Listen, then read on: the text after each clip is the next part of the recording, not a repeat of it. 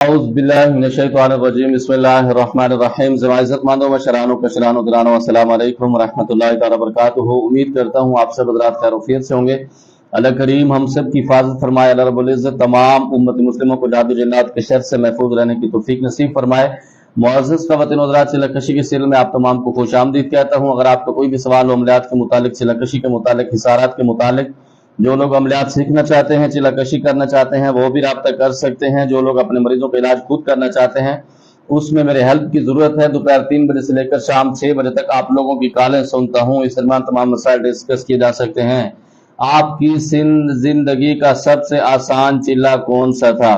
میرے محترم سامعین، پہلی بات تو یہ ہے کہ جب آپ چلہ کشی کے لیے بیٹھتے ہیں یا اس کے لیے سوچتے ہیں تو آپ کی کانپیں بھی ٹانگتی ہیں اور آپ کو خوف طاری ہوتا ہے، اور کوئی بھی چلہ آسان نہیں ہوتا۔ ہاں، تب آسان ہوتا ہے جب آپ کا استاد مضبوط ہو، آپ کو گائیڈ کرنے والا مضبوط ہو، آپ پاکیزگی کا خیال رکھنے والا ہو، تو اس کے اندر کچھ چیزیں ایسی ہوتی ہیں کہ تھوڑا سا تکلیف آپ کو کم ہوتی ہے۔ تو میرا جو ذاتی ایکسپیرینس ہے، تیسرے کلمے کا میں نے ایک چلہ کیا تھا، اس کے اندر مجھے لگا تھا کہ یہ بالکل تھوڑا سا اس کے اندر مجھے سپورٹ ملی تھی، باقی سب کے اندر خوف ہوتا ہے۔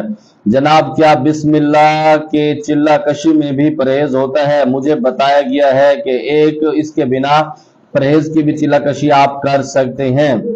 اس کا تصور کیا ہوتا ہے؟ پہلی بات تو یہ کہ بہت سارے عاملین یہ سمجھتے ہیں کہ بسم اللہ الرحمن الرحیم کی زکوٰۃ جب بھی دی جائے اس کے اندر پرہیز نہ کیا جائے۔ اگر آپ عملیات کے روح سے کرتے ہیں تو پھر تو آپ کو پرہیز ضروری ہے۔ اگر آپ فقیر ٹائم میں کر رہے ہیں تو پھر اس کے اندر بہت ساری چیزیں آپ کو گنجائش رعایت مل جاتی ہے۔ جلالی اور جمالی پرہیز میں گیس پر کھانا بنا سکتے ہیں؟ پلیز بتائیے گا۔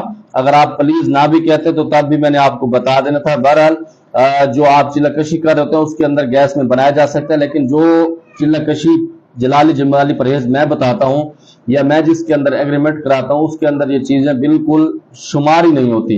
اس کے اندر آپ آگ کی بنی کوئی چیز نہیں کھا سکتے۔ اس میں آگ گیس کی بھی ہو سکتی ہے، لکڑی کی بھی، ساری آگیں اس کے اندر آ جاتی ہیں۔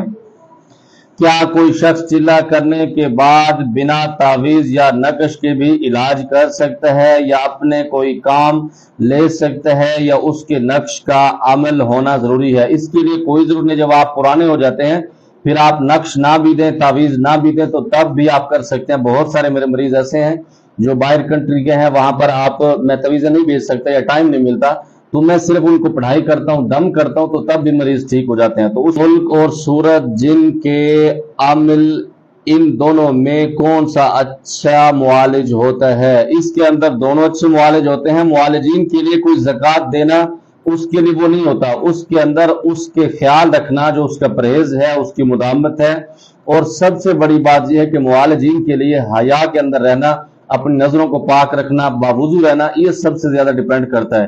جب آپ ان چیزوں کے اوپر عمل کرتے ہیں تو اللہ رب العزت بہت سارا بھرم رکھتا ہے۔ اور بہت سارے عاملین ایسے ہوتے ہیں کہ 47-50 سال بھی اس کے اندر لگا چکے ہوتے ہیں، یقین مانیے گا اس کے اندر کامیابی نہیں ہوتی۔ اس کے اندر وجہ یہ ہوتی ہے کہ جب وہ سیٹ کے اوپر بیٹھتے ہیں چیزوں کا خیال نہیں رکھتے۔ جب آپ خیال رکھتے ہیں تو اللہ رب العزت بہت سارا بھرم آپ رکھتے ہیں۔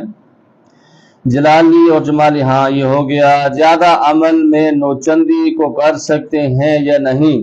اچھا، اس کے اندر جو آپ نے کمنٹس لکھا ہے اس کی مجھے بالکل سمجھ نہیں آیا۔ یا تو آپ کوشش کیا کریں جو آپ انگلش لکھتے ہیں، کیونکہ انگلش کے کچھ ورڈز ایسے ہوتے ہیں کہ بالکل سمجھ نہیں آتے۔ آپ اردو کے اندر ٹائپ کر کے، یا اگر آپ باہر کی کنٹری سے مجھے سوال کرتے ہیں تو پھر آپ گوگل ٹرانسلیٹ جو ہوتا ہے نا، اس کے اندر آپ اپنی زبان کے اندر بولتے جائیں، اس کے نیچے آپ اردو کا سیٹ اپ لگا دیں، وہ پورا سوال لکھ جائے گا۔ آپ اس کو چیک کر لیں کہ آپ کی زبان کے اندر جو آپ نے سوال بولا ہے وہ صحیح لکھا ہوا، تو نیچے اردو کے اندر بھی بالکل ٹھیک ہوگا۔ وہ کاپی کر کے آپ مجھے سینڈ کر دیں کریں، انشاءاللہ تعالی آپ کو بہتر جواب مل جائے گا۔ 1.25 لاکھ کے اوپر بھی کوئی زکوٰۃ ہوتی ہے؟ سب سے بڑی زکوٰۃ کون سی ہے؟ اچھا، اس کے اندر 1.25 لاکھ سے اوپر بھی بہت ساری زکوٰتیں ایسی ہیں، اور سب سے بڑی زکوٰۃ یہ ہوتی ہے کہ انسان اپنے نفس کو قابو رکھے اور اس کے اندر آدمی صحیح چلتا رہے، تو یہ میرے خیال میں سب سے بڑی زکوٰۃ ہے ایک عامل اور ایک معالج کے لیے۔ ایک ہی ٹائم میں 2 عمل کیے جا سکتے ہیں؟ ایسا پوسیبل ہے؟ کوئی سے بھی عمل ہوں؟ بالکل کیے جا سکتے ہیں، لیکن میں یہ کہتا ہوں کہ جب آپ بعمل زکوٰۃ پڑھ رہے ہوں تو اس کے اندر 2 عمل نہ کریں تو بہتر ہے، بلکہ میں اس کے اندر منع کرتا ہوں کہ آپ مریضوں کا علاج بھی نہ کریں تو بہتر ہے، کیونکہ اس کے اندر بہت ساری چیزیں الجھ جاتی ہیں۔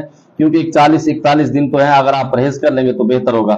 اس کے اندر जब आप दोनों इकट्ठे करने के लिए बैठेंगे फिर आप दो कश्तियों का जो सवार होता है वो हमेशा डूब जाता है। हाँ, जो पुराने आमिलीन हैं वो बिल्कुल कर सकते हैं, या फिर जो फकीरी टाइप के अंदर ज़कातें दे रहे होते हैं, सुबह के अंदर कोई ज़कात दे रहे हैं, शाम में 2-3 भी कर सकते हैं, उसके अंदर कोई फर्क नहीं पड़ता। अगर आपके पास कोई चिल्ला करने ना आए, अपने घर पर करे, तो आप सरपरस्ती कैसे करेंगे? और अगर वो अपना काम पर जाए, उसकी नजर औरत पर पड़ जाए, क्या अच्छा आमिल नहीं बन जाएगा और वो घर वालों से बात कर सकता है? क्या आप वजाहत करेंगे ताकि लोगों के लिए आसानी हो? अच्छा, पहली बात तो ये है कि अच्छे मुआलिज बनने के लिए किसी आमिल के पास जाना जरूरी नहीं है। ठीक है, दुनिया के अंदर बहुत सारे आमिलीन इस वजह से आप भूल जाते हैं कि ये मेरे पास आएगा, मैं इसको जलील करूंगा, मेरे तोहफे तोहफे भी लेके आएगा, पैसा भी लेके आएगा, तो वो पैसे आप फोन पर भी डिमांड करके आप उनसे ले सकते हो। ठीक है, आप उनका भी टाइम बचाएं, उसके बचाएं। दूसरे नंबर पर जो मैं सरपरस्ती करता हूं, मेरा तरीका यह है कि जब मेरा बच्चा या मेरा शागिर्द, मेरा स्टूडेंट पढ़ाई के लिए बैठता है, उससे पहले भी मैं उसको वजाहत करता हूं, लेक्चर उसको दे देता हूं। मतलब आज उसने रात को पढ़ाई में 10 बजे बैठना है, तो 9:30 बजे, पौने 10 बजे, 10 बजे से पहले पहले वो अपने मुझसे राब्ता करेगा। मैं उसको सख्ती से कहता हूं कि आपने हर हाल में मुझसे राब्ता, अगर वो नहीं कर रहा होता तो मैं खुद उससे बाज़-ओ-क़ात राब्ता करता हूं। और जब वो पढ़ाई से उठता है तो तब भी मैं उसकी कैफियत भी लेता हूं। सारे मामलात कारगुजारी लेने के बाद उसको नेक्स्ट टाइम की जो दूसरे दिन की कारगुजारी है वो भी बताता हूं कि कल ये करना आपने, ये हो सकता है, सारी चीजें उसको इस तरह से गाइड करता हूं। और नंबर 2 पर जब आप बाजार के अंदर जा रहे होते हैं, आपकी खवातीन के ऊपर नजर पड़, शरीयत उसको माफ कर दे। और ये नहीं है कि आपकी नजर पड़े और आप बेगैरतों की तरह उसको देखते जाएं। जब आपके ऊपर किसी खवातीन के ऊपर आपकी नजर पड़ जाए, फौरन ला हौला वला कुव्वता इल्ला बिल्लाहिल अलीय्यिल अज़ीम पढ़े, अल्लाह से तौबा इस्तगफार करके आगे से चले जाएं। ये ना हो कि फिर आप उसी की तो देखते रहें और देखते देखते फिर आपकी तबाही हो जाए। ठीक है, और घर के काम काज भी आप कर सकते हैं, जो मैं अमल कराता हूं उसके अंदर बिल्कुल आप कर सकते हैं। अस्सलाम वालेकुम रहमतुल्लाहि व बरकातुहू। जनाब, चहल काफ के ऊपर थोड़ा सा रोशनी डाल दें और इसके चिल्ला करने का, और नादे अली के ऊपर फिर थोड़ी सी रोशनी डाल दें। जज़ाकुमुल्लाह। वालेकुम सलाम रहमतुल्लाहि व बरकातुहू। चहल काफ हज़रत शेख अब्दुल कादिर जिलानी रहमतुल्लाह अलैह की बारगाह से साबित है। उन्होंने अल्लाह रब्बुल इज्जत की बारगाह से एक खास किस्म की दुआ की थी जिसके अंदर 40 काफ आए थे, जिसको चहल काफ कहते हैं। क्योंकि हज़रत शेख अब्दुल कादिर जिलानी बहुत बड़े मुहद्दिस, मुफक्किर और तफसीर कुरान गुजरे हैं, और अल्लाह रब्बुल इज्जत ने बहुत सारा इल्म उनको नवाजा था, जिसकी वजह से वो बहुत सारी जुबानों के ऊपर महारत थी, उसके अंदर फारसी थी, बहुत सारी जुबानें वो जानते थे, जिसकी वजह से वो दुआ उन्होंने मांगी थी। और आमिलीन क्या करते हैं, उसी दुआ को रटे लगा के फिर उससे मामलात लेते हैं। मैं इसको मना करता हूँ। नंबर 2 पर जो नादे अली है, इसके अंदर मैं इसको शिर्क समझता हूँ। इसके अंदर अगर आप इसका तर्जुमा उठा के पढ़ें, डायरेक्ट हजरत अली रजी अल्लाह ताला अन्हु से मदद मांगी गई है, और अल्लाह के बाद आप किसी से भी मदद मांगते हैं, चाहे रसूलुल्लाह सल्लल्लाहु अलैहि वसल्लम से भी, तो तब भी आप शिर्क का मुर्तकब हो जाते हैं, और शिर्क अल्लाह रब्बुल इज्जत कभी भी माफ नहीं करता। तो इस वजह से मैं नादे अली का अमल नहीं करवाता और सख्ती से अपने स्टूडेंट को मना करता हूँ। और नंबर 2 पर हाँ, ये जरूर है कि आप कोई भी दुआ मांगते हैं, किसी साहबी का, किसी बुजुर्ग का वसीला दे सकते हैं कि या अल्लाह, ये आपका नेक बंदा, इसने आपको राजी किया है, इसकी बरकत से आप मुझ पर रहम करें, तो वो अलग बात है। अगर आप डायरेक्ट उससे मदद मांगेंगे तो आप शिर्क और कुफर पर बआसानी चले जाएंगे, और इसकी कोई बख्शिश नहीं है। मैं भी बांग्लादेश से बोल रहा हूं। मैं आपको बहुत अच्छी तरीके से जानती हूं कि आपके पास कितना बड़ा 2.5 लाख मारने वाले हैं। हमारे बांग्लादेश में आमिल बहुत खौफनाक, खतरनाक होते हैं, उसमें मत उलझिए, आपका तबाही कर देगा। यूट्यूब पर शोहरत हासिल करने के चक्कर में ऐसा बेवकूफ़ी मत कीजिए, आपसे और आपकी फैमिली तबाह हो सकती है। अच्छा, इसके साथ इस भाई का दूसरा कमेंट्स भी है। आपने बोला था कि आप एक दिन में मुवक्किल हाजिर कर सकते हैं, और मैंने आपको 1,30,000 रुपये दिया था एक दिन, तो क्या आप 1 साल से भी नहीं कर सके और आप 2.5 लाख मारते हो?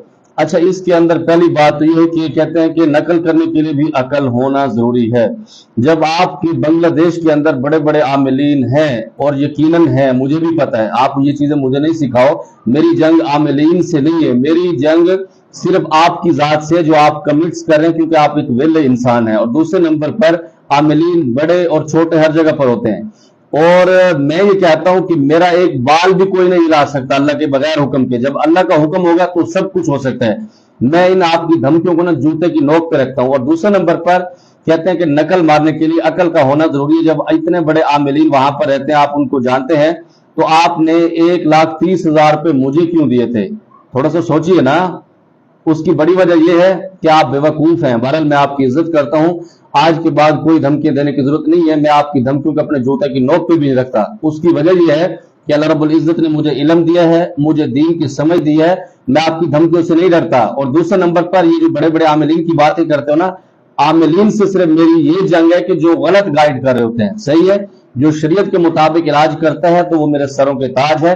آپ اپنی زبان کو تھوڑا سا لگام دیں، اور آپ کی دھمکیوں سے میں ڈرنے والا نہیں ہوں۔ پتر، جو تو باتیں مجھے کرتے ہیں نا، یا مجھے دھمکیاں دیتے ہیں، میں کیا بتاؤں آپ کو، میں آپ کے آگے ہاتھ جوڑتا ہوں، آپ جھوٹے اور ہم سچے، ٹھیک ہے؟ اللہ آپ کو سلامت ہے کہ پھر بھی آپ کا احترام کرتا ہوں۔ دوسرے نمبر پر اگر آپ نے اللہ رب العزت کو اتنا اللہ نے آپ کو عطا کیا ہے تو آپ صحیح طریقے سے اس کو استعمال کریں، ایسے بدو نہ بنیں، بے وقوف نہ بنیں، اپنا فضول میں ٹائم ضائع کریں۔ اور جو چیزیں آپ 1,30,000 روپے میں مجھ سے سیکھ رہے تھے تو وہ بآسانی آپ وہاں بھی سیکھ سکتے ہیں، بہت سے راز ایسے ہیں۔ اور دوسرے نمبر پر آپ نے یہ بھی کہا کہ آپ نے پیسے بھی ریٹرن کر دیے تھے، تو اب اس کے اوپر میں کچھ نہیں کہتا، ٹھیک ہے؟ با ادب با نصیب، بے ادب بے نصیب، ٹھیک ہے؟ با مراد اور بے مراد کے اندر یہی فرق ہوتا ہے، سمجھ آئی ہے؟ اور اللہ کا شکر ہے، ہمیں پتہ ہے کہ ہم نے کس کو علم سکھانا ہے، کس کو نہیں سکھانا، اللہ ہمارے دل کے اندر ڈال دیتا ہے، اور اللہ ہمارا بھرم رکھتا ہے۔ بہرحال میں پھر بھی آپ کی عزت کرتا ہوں، اللہ ہم سب کی حفاظت فرمائے۔ میری طرف سے ایڈوانس آپ کو عید الاضحیٰ مبارک ہو۔ اللہ رب العزت کی بارگاہ سے دعا گو ہوں، اللہ رب العزت ہم سب کی حفاظت فرمائے، خاص طور پر فلسطین کے جو مجاہدین ہیں، وہاں کے عوام ہے، اللہ رب العزت ان کی مدد اسے فرمائے۔ زمانہ پر خاص دعا کا ادا، خدا کے پامان۔ السلام علیکم۔